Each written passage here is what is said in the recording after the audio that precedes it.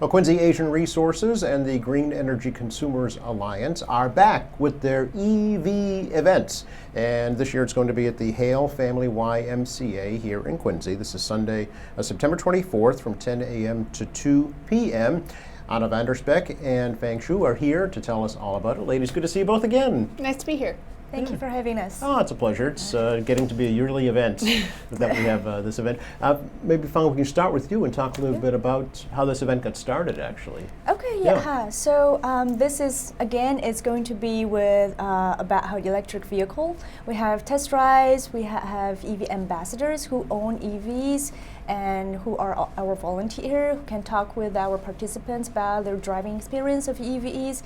And we have e-bikes for people to test ride as well.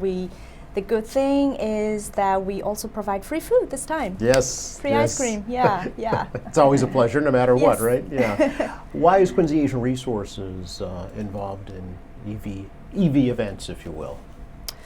Yeah, actually we and Quarry and Green Energy Consumers Alliance, we are a partner in his grant called Act for Act All. for All, yes, accelerating the clean transportation for all. Oh, okay. So our mission is to promote clean transportation among our community. Okay. So throughout the past year, we've organized different events.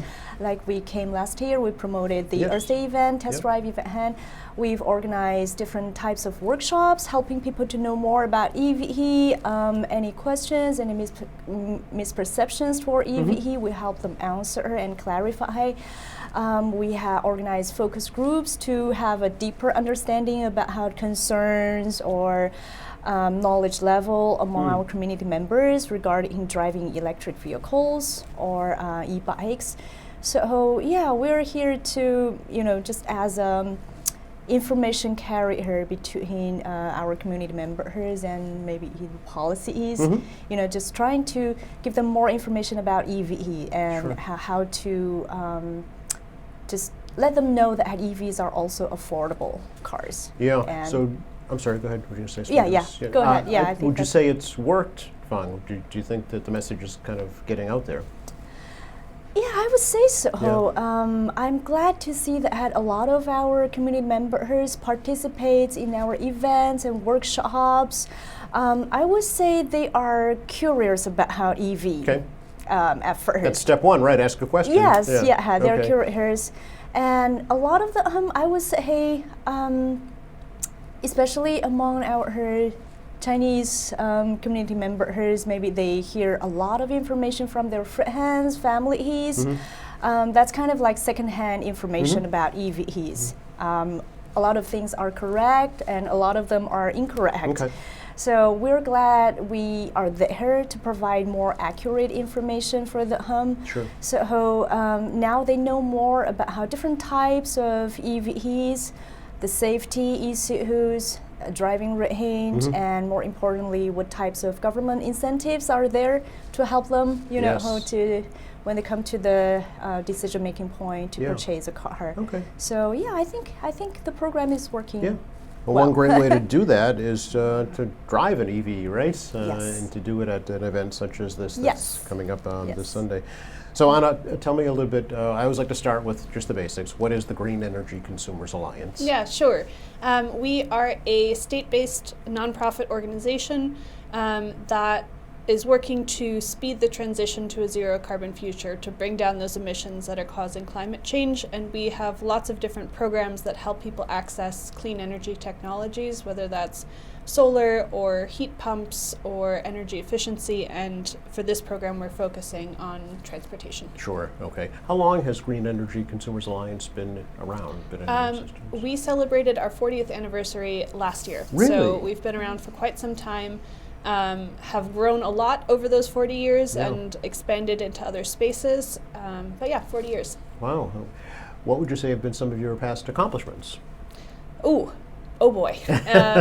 Well, I'll stick to the transportation Okay. space because that's where we are. So We've been running a program called Drive Green for nearly 7 years now that does consumer education about electric vehicles like this, but then also maintains a shopping tool online where you can come on, learn about the different vehicles, understand the different incentives and the different ranges and the different packages and all of that, and then connect with a local dealer to actually sign up to test drive or purchase a vehicle. Okay. So the goal of that program has been to really smooth out the process of making the switch to an electric car, and we've helped over 1,000 people get cars through that program, so that's really exciting. But we know that many thousands more have interacted with our materials or our events or the shopping tool, and might have gone out and gotten an EV somewhere else, and we just don't know about it yet. So we're very proud of that program and glad to do more with it in partnership with Quarry. Sure. On the sort of policy advocacy side, one thing that is very relevant for this event is that Massachusetts has had a rebate program for electric vehicles for many years, since 2014, but it was a little out of date. So last year, a big climate law was passed that updated that rebate, and that's something that we pushed for on the advocacy side and now can see the benefits of on the program side when we're talking to real people who want to buy an electric car. So those are two things that come to mind. Okay, sure. With the new administration now in place, the Healy Driscoll administration, have things changed when it comes to green energy, renewable energy, electric vehicles? Yes. Okay. So Governor Healy made climate a big part of her platform. So there's a lot of stuff that's going on in a lot of different places. I'll say that in the transportation space, a lot of the things that we've seen so far were implemented or instigated by that climate law last year. So we've got changes to the rebate program. We had an electric vehicle infrastructure coordinating council just issue a report back to the legislature saying, okay, if we really want to do this, this is what we need in terms of infrastructure for charging. A lot of those things came out of last year's climate law, and we're looking forward to seeing Governor Healy sort of take that momentum and run with it. Okay. You bring up an interesting point that, electric vehicles are not so new anymore. Yeah. Right? They've been around for a little while. They have. Going back to, it started, I guess, as hybrids, right? Yep. And now fully electric vehicles and battery-powered vehicles, 100% battery-powered vehicles. So are you seeing a change in consumer attitudes toward electric vehicles? People are very clearly interested in electric cars. If you sort of zoom out globally, the growth that manufacturers are seeing a lot is in the EV space. There are countries that are way further ahead than we are on that transition. But regardless of where you are, who you ask, driving electric is just a more pleasant experience, and once people make the switch, they don't want to go back. So there's been a lot more interest. One thing that I've noticed in particular in the last couple of years is the number of advertisements for electric cars. I know when we started the program years ago, if you watch the Super Bowl, you see all the ads for cars and none of them were electric. And now there's so many different models that are available. And I think that's making it clear to people that this is something you can consider. And that's exciting progress. So I think people are really interested. There's still lots of barriers we got to work through, but the progress is in the right direction. Yeah, many major automobile manufacturers have pledged to go fully electric in the not too distant future. Yep. It's exciting to see. Now they actually have to follow through on those promises too. Talk about the infrastructure a little bit. What can federal government do, to improve EV charging stations is the biggest obstacle, right? Yeah, so the federal government is actually doing a lot right now, which is very exciting. So there are two big sort of climate laws that the Biden administration got through. One is the bipartisan infrastructure law, and then the other is the Inflation Reduction Act. The bipartisan infrastructure law actually puts money towards building out charging stations. So every state got a certain allocation of funds for the National Electric Vehicle Infrastructure Program, or NEVI program, which they will use specifically for DC fast charging, which is the highest power charging along highways. And so the goal is, when that program is complete, that there will be charging stations every 50 miles on highways across the state. Interstates, probably. So MassDOT, the Department of Transportation, is the agency responsible for implementing that. So they're working on that. Okay. but the Inflation Reduction Act also puts in place a tax credit for installing charging stations that had sort of been on again, off again for the past couple of years, both for individuals and for commercial entities, and that is now in existence for the next 10 years and also available to tax-exempt entities. So that's another way that the federal government is kind of putting their finger on the balance to make this easier. Tax credits for whom? For if you install a charging station, you get In a your home? in your home, Okay. or if you're a business. Okay. There are some qualification requirements based on like where you live, Yes. but it's a 30% tax credit for the cost of installing that Okay. charging station. Okay. So now, as I understand it, there are 3 different levels of charging. There's the basic. You can just plug it into the outlet you already have in Yep. your home and get a very slow trickle charge, right? Then there's the second phase, which is a faster, and then there's the commercial grade, which you can't have in your house. Yes. Okay. Are people doing that? Yeah. So the level 2 charging is what most people can do at home. Yes. That is easy to do if you own your own home or have a single family home or Right. basically have off-street parking. If you rent or live in a condo, it gets more complicated, Sure. but there are new incentives to help make that less complicated from both the state of Massachusetts and our electric utilities, and in this area, National Grid. And then DC fast charging, that's the high-powered charging that you see along highways. The Massachusetts Department of Environmental Protection last year, I think, announced a whole bunch of new DC fast charging stations that they were helping to fund get built. And again, National Grid has a program too to help get more of those built. So people are charging is being built, but most people right now find that they do most of their charging at home. At home. As we get more people who live in apartments going electric, that may change. But right now, if you have off-street parking where you live and the ability to install a charger, it is not hard at all and is much more pleasant than driving to a gas station. Okay. So how much does it cost to have a level 2 charging station installed in my home, and how long does it take to charge my car on that? The cost depends a lot. Unfortunately, it's not easy to be like, this will be the price. So okay. the unit itself costs a couple $100s. It depends a little bit on how many bells and whistles you want. The big sort of question is if you have electrical service available where you park your car. Okay. So if you have a 240 volt outlet near where you park your car, you don't really need to do anything. You just buy a unit and have an electrician hook it up. I see. If you don't have that service right next to where you park your car, an electrician will need to lay the line. However, there are lots of new incentives from National Grid to help cover the costs of that. And those are very complicated in that it depends on, are you in a single family home or an apartment or condo, and where exactly do you live, so the amounts are a little bit different. But we have all of that information on our website, and National Grid has it on their website too.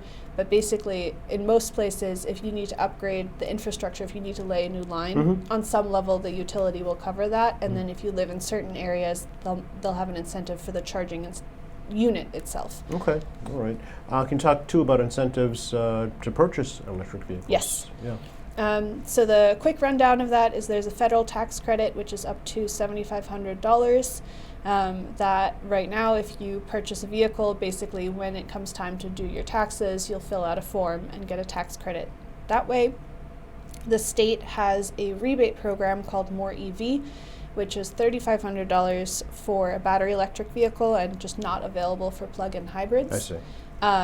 I should mention that for the federal tax credit, there's other qualifications that I'm not mentioning right Yes, now, but basically yeah. top line item is $7,500 for the federal tax credit, or up to. For the state rebate, it's up to $3,500. If you are low income and you can prove that by demonstrating that you participate in one of a series of programs that the state has on the website, you get an additional $1,500. So that brings it up to a $5,000 rebate for a Okay. new or used car. And it's also now for the first time available at the point of sale at participating dealerships. Okay. So instead of having to sort of shell out that money, fill out an application online and get a check in the mail from the state, you'll be able to see that cost reduction right at the dealership. So Okay. those are some exciting changes that have come about as a result of that climate law I mentioned Right. earlier. I know there are some restrictions when it comes to the actual vehicle, right? It has to have a certain amount of materials made in the United States. And That is there- for the federal tax credit, yeah. And there are price points as well that, Yes. that have to be met in order to qualify for that. This is where I make a shameless plug for our Drive Green website, Go for it, which Anna. has Yeah. a shopping tool where you can look at a car and will tell you what's the base MSRP, what is the federal tax credit, what is the state rebate, and if you subtract those incentives from the MSRP, what is the cost after incentives. It's helpful, actually. So you can sort of navigate that and say, I want to see all electric vehicles that have over 200 miles of range, and Okay. it'll just show you the options and tell you which ones qualify for Okay, what. so plug in your parameters and Yeah. it'll tell you. What's the website? It's greenenergyconsumers.org/drivegreen. Okay, it's a great tool. Yeah. Any thank you. cost for that? For the tool? Yeah. Oh, absolutely No. not. Okay. All right, very good. And the good thing about that is we also have it translated Yes. into Chinese Great point, and yeah. other languages as well. Right now, the shopping tool is only Chinese, but Chinese, all yeah. the educational information we have is in Chinese, Vietnamese, Spanish, and Portuguese, yes. Okay, okay.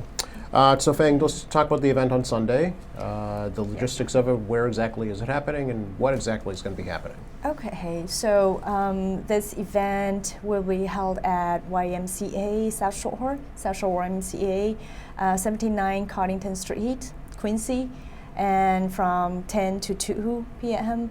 And so just look for the big green tent in Okay. the parking lot. We're there, Okay. and you will see food vendors there. We have free food trailers and ice cream for people. We will have, I know you want to talk about the specific EV models Yeah. we're Yes. having over Yeah, there. please, yeah. So we'll have a static showcase of volunteers who are bringing their own vehicles. Okay. So we'll have a couple of pickup trucks, so the Rivian R1T and the Ford F-150 Lightning. We'll have several Tesla models, the Model 3, Model S, Model Y, and then we'll have other excellent options too, so the Kia Soul EV, I'm going to refer to my list Yeah, here, please, yeah. the Audi e-tron, the Chevy Bolt. So it'll be a nice array of options, so you can go look at the super snazzy ones, but also look at some of the more affordable options and sort of see the range. And then in addition to that, Quirk auto dealers will be bringing some vehicles for us to test drive. So we'll have 6 vehicles for test driving. So when you get there, it'll be obvious where to go, but you'll just have to sign a waiver, and then you could go on a test drive to feel the actual acceleration and see how quiet the cars are. And we'll also have electric bikes, so if you want to tootle around on an electric bike Huh. and see how awesome those are and what a great tool they are for replacing some car trips, that'll be there too. And in addition, we'll have lawn games and food, as we mentioned. Yes, We're just going to really stress that the food is Yes. free and it's very good. That's pretty good, actually, because it's not normally at events like this Yeah. if it's a food And truck. actually, the food truck that is coming is a food trailer that is towed by an electric Ford F-150 Of Lightning. course it so is. that's the sort of added cool Sure, feature. sure. So is the test drive just right in the parking lot, or do you get to go out on the streets? Oh, or- we'll go out on the street. You We do? definitely want to keep the parking lot where people are walking and let people go out and actually experience the car. Okay. So it'll be like a 5 to 10 minute little loop, Yep. but give you plenty of time to turn left, turn right, step on the accelerator Yep. safely, Yeah, of course. Yeah. and just get to check out the cars. Okay, and they go out in the drive with somebody from Absolutely, Green they're Energy, right? with someone from Quirk actually. from Quirk. Okay. We'll be there to talk about charging and explain incentives and answer any questions. Okay. But when people are in the vehicle, they'll be in the vehicle with somebody from Quirk. Okay. All right. Yes. They need to be licensed drivers. Yeah. I'm Yes. assuming. Definitely. Okay. Any other documents or paperwork that folks need to bring to participate in that? Nope. No? Okay. Just bring a driver's license. Yep. If you want to ride an e-bike and have a helmet, bring your own helmet. course, But there yeah. will be helmets too. So Okay. Yeah, I think they just need to sign a waiver at the Sure. site, and then they're ready to go. Yeah. Okay. Yeah. It is forecast to be not such a great day weather-wise. Is there a plan, inclement weather plan? we are on rain or shine. Yeah. We'll have lots of tents. Okay. So All right. we've done so many EV showcases in all sorts of weather, and Yeah. we know that having tents is always helpful. So we'll have tents. There'll be food, and there's easy parking, so it'll be easy to stop on by, do a quick tour. Yep. You can always warm up in an electric car on a test drive, but it should be fun. Okay. Well, it's a good opportunity to see how the EVs operate in rain, right? Which is just Yeah, the same yeah, as any yeah. Is other it just car. the same? It is just the same. It's just Oh, quieter. I almost forgot to mention, but if you're interested in knowing more about how to install a charging unit at home, Yes. National Grid will be with us at the Oh, they will? event. Oh, good. Yeah, it has. And also we have one of our regional EV installers joining us, so they can provide more information. Oh, okay. If you want to understand how to install and what's the incentives for that, people are welcome to talk with them. That's great, because I think that is one of the, I think Anna, you'll agree, that's one of the major questions that folks have about EVs is how do I charge it, right? Yep. And how long does it take to charge, and how much mileage can I get out of this amount of charge? It's probably the number one concern, I think. Yep. Yes. That and cost. Those That are and the cost, two. yeah, sure. Although even, internal combustion vehicles are getting pretty costly right now too, Yeah. so they're getting comparable now, unfortunately. Anything else we should let folks know about? I think Check your list, make sure you got it all. Yeah, no, I'm just hope to see you there. Okay. Yeah, All right. yeah. Yeah, Oh, fine. and for kids and youth who are interested in making, maybe in the future, if you're interested in making your own EV vehicles, we have a MIT EV team joining us this time. Really? They are bringing their prototype. It's a motorcycle. Oh. It's an electric motorcycle. So they are there to show people their prototype and also talk with kids and youth who are interested in becoming an engineer in the future. Really? Maybe yes. So fun, you're keeping all these great secrets to yourself at the very last minute. Anything else? I think that's all from me. Are you Thank sure? Yes. Okay. That's another great, Yes. alternative for folks Yeah, I'm glad I to didn't learn about that. forget about it. Yeah, Finally. sure. Yes. What is the website for Quincy Asian Resources? We are coreusa.org. Okay. Yes. Very good. And again, Green Energy Consumers. greenenergyconsumers.org. Okay. Thank you both, ladies. Great to talk to you. I hope you have a wonderful event. Thank you so much. Thank you, Joe. Hope You're to see you there. welcome. Thank you. You never know. Thanks for watching us here at AM Quincy. I'm Joe Catalano. We'll see you next time.